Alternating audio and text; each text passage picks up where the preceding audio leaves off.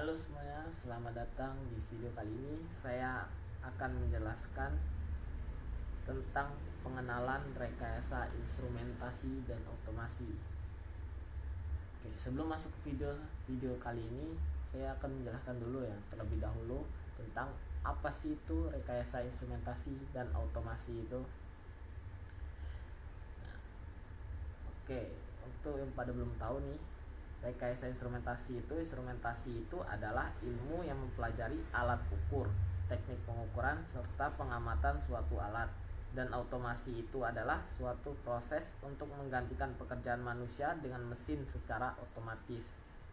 Nah, jika digabungkan menjadi rekayasa instrumentasi itu adalah ilmu teknik elektronika dan komputer yang tergabung untuk merancang, mengembangkan suatu sistem secara otomatis berbasis instrumentasi.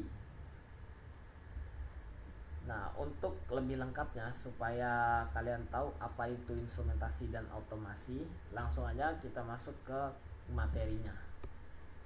Untuk judul besarnya adalah pengenalan rekayasa instrumentasi dan otomasi. Ini adalah beberapa background atau biodata diri saya. Perkenalkan, nama saya Jeffrey Azuhra dengan NIM 125916. Alamat saya di Dusun Tanjung Waras, Kecamatan Natar. Dan asal sekolah saya dari SMK Budi Karya Natar. Untuk tujuan video kali ini, yang pertama agar dapat memahami terkait dengan rekayasa instrumentasi dan otomasi. Dan untuk tujuan yang kedua adalah dapat memahami terkait dengan rekayasa instrumentasi dan otomasi. Yang ketiga adalah agar dapat memahami instrumentasi terkait dengan pemasangan, pemeliharaan, dan memahami tentang kalibrasi.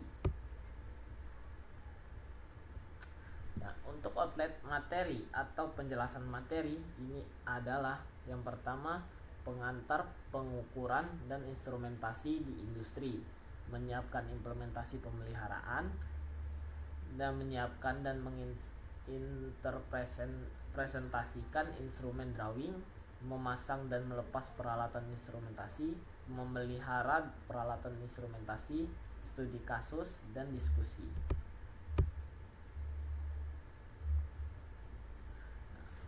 Masuk ke materi pertama adalah tentang revolusi industri.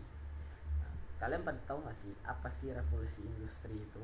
Revolusi industri itu adalah suatu perubahan radikal dalam usaha mencapai produksi dengan menggunakan mesin. Dan untuk sekarang sedang dikembangkan untuk menggunakan otomatis atau otomasi. Untuk revolusi industri ini terbagi menjadi 4. Yang pertama ada industri 1.0 atau mechanization, steam power, weaving loom. Dan industri yang kedua adalah mass production, assembly line, electrical energy. Dan industri yang ketiga adalah automation, computers, dan elektronik. Yang industri keempat 4.0 adalah cyber physical system, internet of things, dan network. Nah, tantangan revolusi industri.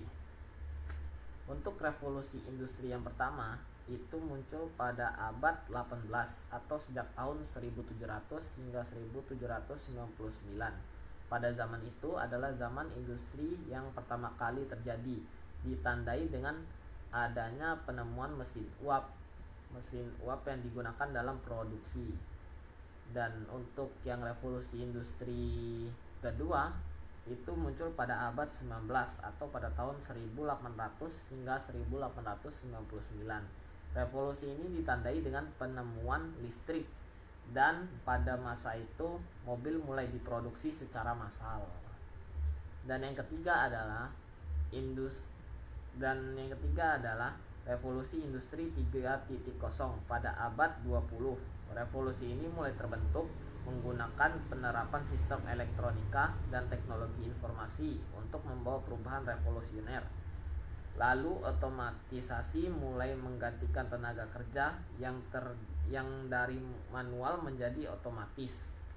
Dan untuk revolusi yang keempat adalah revolusi industri 4.0 pada abad 21 hingga sekarang ini. Dalam revolusi industri ini, sebagian besar sistem otomasi mengikuti parameter pemrograman yang telah ditentukan sebelumnya. Dengan sistem cerdasan buatan memungkinkan konvergensi dunia digital dengan fisik.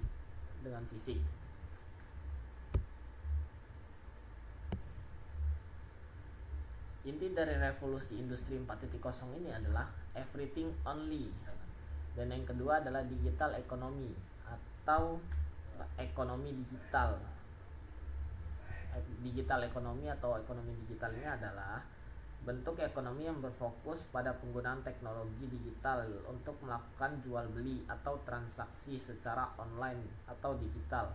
Contohnya seperti e-commerce, vintage, hingga berbagai layanan online lainnya. Nah, yang ketiga adalah Internet of Things. Yang keempat adalah Artificial Intelligence atau AI atau kecerdasan buatan. Yang kelima adalah Big Data. Yang keenam adalah Robotik. Yang ketujuh adalah Print 3D dan lain-lain.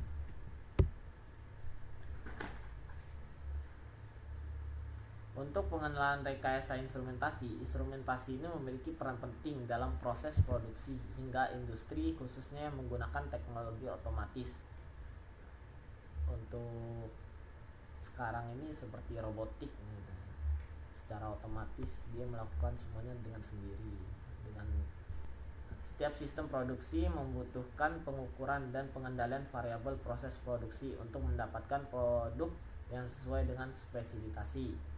Yang ketiga adalah kesalahan dalam instrumentasi akan berakibat kesalahan proses kontrol hingga akan mengalami kerugian.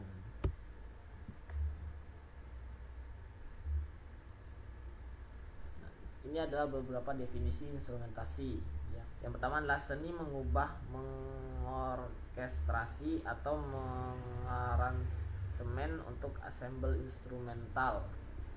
Yang kedua adalah penggunaan batang, skrup, plat, kait, kawat, baut, dan lain-lain untuk mengoreksi dan menstabilkan kelainan tulang belakang. Yang ketiga adalah perangkat elektrik atau pneumatik yang ditempatkan di lapangan untuk menyediakan kemampuan pengukuran dan atau kontrol bagi sistem. Dan yang keempat adalah instrumentasi berkaitan dengan pengukuran dengan alat baik langsung maupun tidak langsung untuk mengukur dan mengendalikan variabel proses. Untuk fungsi instrumentasi adalah sebagai alat pengukur parameter proses. Yang kedua adalah sebagai alat analisis hasil pengukuran. Yang ketiga adalah sebagai alat kendali proses. Yang keempat adalah sebagai alat perekam atau record suatu proses. Yang kelima adalah sebagai tool untuk melakukan analisis data trend. Contoh pengukuran 10 bagian. Yang pertama adalah pengukuran temperatur, yang kedua adalah pengukuran flow, yang ketiga adalah pengukuran tekanan atau pressure, yang keempat adalah pengukuran level, yang kelima adalah pengukuran massa, yang keenam adalah pengukuran volumetrik, yang ketujuh adalah pengukuran pH, yang ke-8 adalah pengukuran besaran listrik atau tegangan, arus, frekuensi, daya, tahanan isolasi, dan lain-lain. Yang ke-9 adalah pengukuran konduktivitas. Yang ke-10 adalah pengukuran kandungan gas. Pengukuran ini dibagi menjadi 8 bagian. Yang pertama adalah alat ukur atau meter, yang kedua adalah sensor, yang ketiga adalah transducer, yang keempat adalah indikator, yang kelima adalah display, yang keenam adalah recorders, yang ketujuh adalah data loggers, yang ke-8 adalah data acquisition system.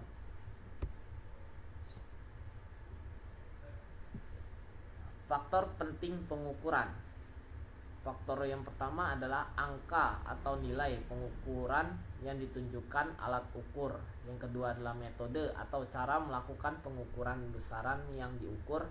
Yang ketiga adalah alat yang digunakan atau device untuk melakukan pengukuran suatu unit.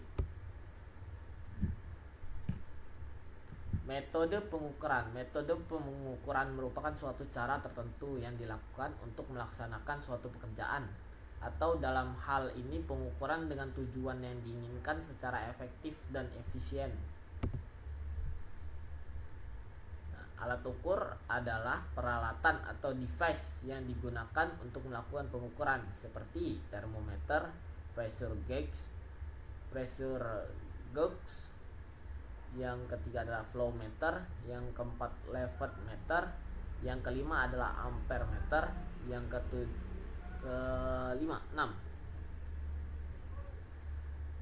yang keenam adalah voltmeter, yang ketujuh adalah wattmeter, yang ke-8 adalah pH meter, yang ke-9 adalah measure, dan lain-lain.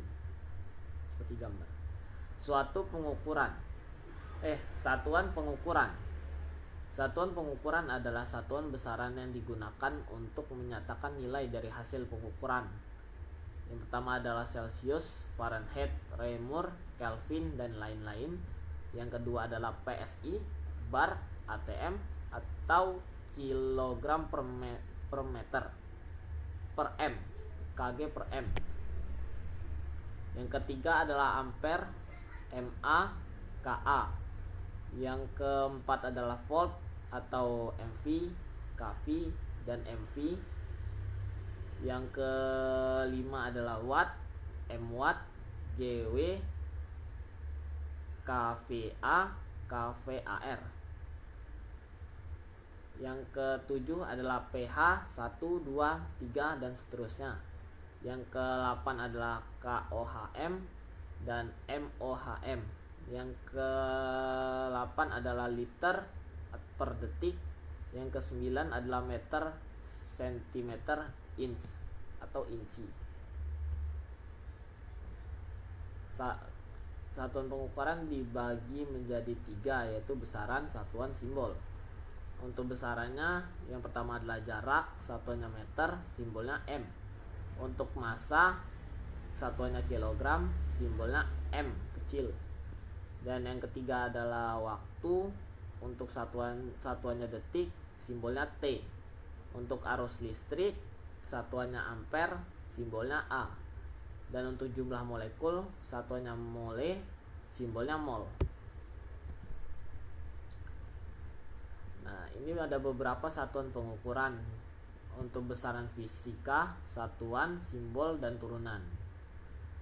Untuk besaran fisika yang pertama adalah frekuensi, satuannya Hertz, simbolnya Hz, turunannya S besar. Dan yang kedua adalah force, satuannya Newton, simbolnya N besar, dan turunannya kilogram tik M per S. Yang ketiga adalah pressure, satuannya Pascal, simbolnya PA, dan turunannya N per M pangkat 2. Yang keempat adalah work atau panas, work, satuannya joule, simbolnya J, turunannya Nm. Dan besaran fisika daya, satuannya watt, simbolnya W, turunannya J per S. Dan besaran fisika elektrik, charge, satuannya coulomb, simbolnya C, turunannya AS. Dan yang selanjutnya adalah electrical potential, satuannya volt, simbolnya V, turunannya W per A. Selanjutnya electrical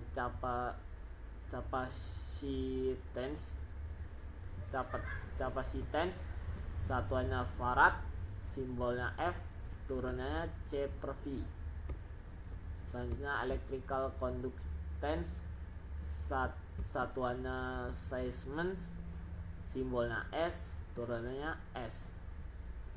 Yang selanjutnya adalah magnetic flux, satuannya Weber, simbolnya WB, turunannya VS. Selanjutnya adalah magnetic flux density, satuannya Tesla, simbolnya T, turunannya WB per M. Selanjutnya adalah inductance, satuannya Henry, simbolnya H, turunannya VS per A. Dan selanjutnya adalah luminous flux, satuannya lumen, simbolnya Lm, turunannya CDSR. Selanjutnya adalah illumination, satuannya lux, simbolnya Lx, turunannya Lm per M.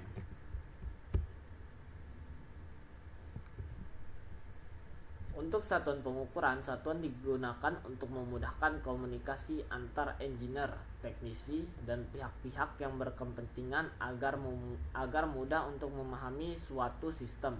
Beberapa satuan yang digunakan adalah bridge unit, CGS, satuan internasional atau SI, ANSI, dan lain-lain.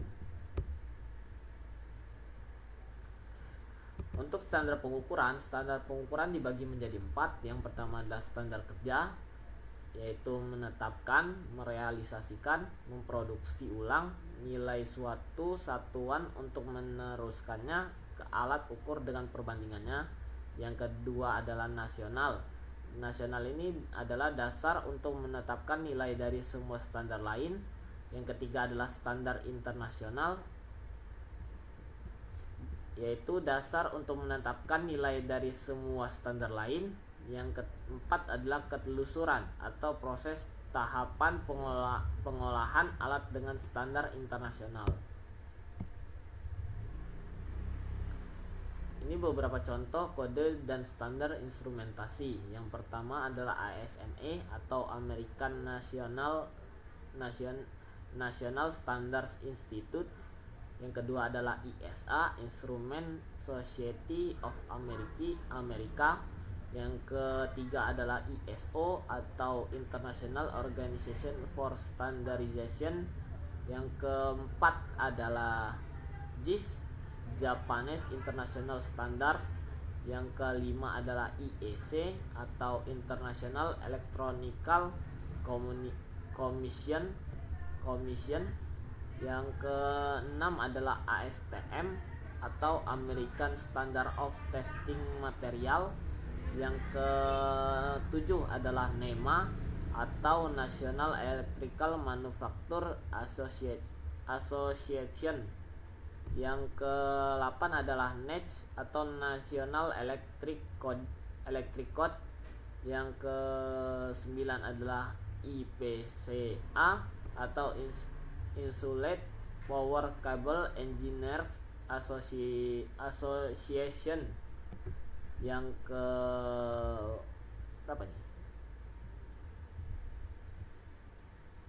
Yang ke-10 adalah NFPA atau National Fire Protection Association. Yang ke-11 adalah IEEE, IEEE atau Institute of Electrical and Electronics Engineers. Yang selanjutnya adalah API atau American Petroleum Institute. Selanjutnya adalah IP atau IP, Ingers Protocol. Yang selanjutnya adalah Sensel. Yang selanjutnya adalah Senelec atau Lumen. Selanjutnya adalah AGA atau American. Yang selanjutnya adalah AGA atau American Gas Association.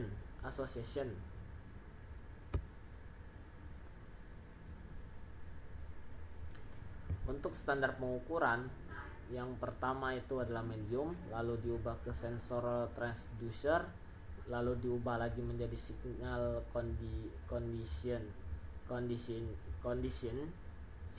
signal condition, lalu diubah menjadi indikator, komputer, record, proses, controller.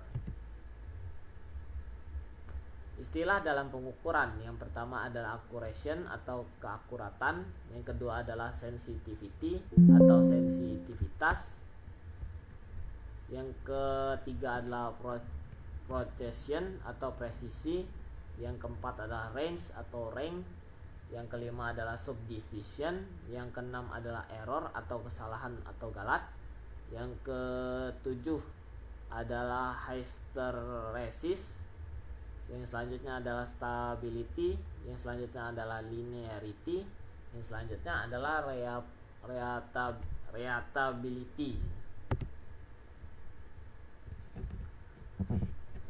Masuk ke akurasi. Akurasi adalah dekatnya hasil pengukuran dengan nilai sebenarnya, atau akurasi biasanya dinyatakan dalam bentuk persen error atau percent of error. Akurasi merupakan toleransi maksimum terhadap kesalahan.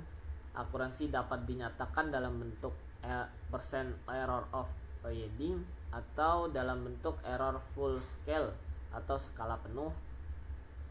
Akurasi biasanya dikenal dengan istilah teliti. Masuk ke presisi. Presisi atau ketajaman adalah kemampuan alat untuk menghasilkan hasil pembacaan yang serupa untuk suatu pengukuran yang berulang, atau presisi lebih berkaitan dengan pengukuran yang berulang atau pengukuran yang dilakukan pada pagi hari atau objek yang sama dengan kondisi yang sama jika diukur pada siang atau malam hari, maka hasilnya akan konsisten.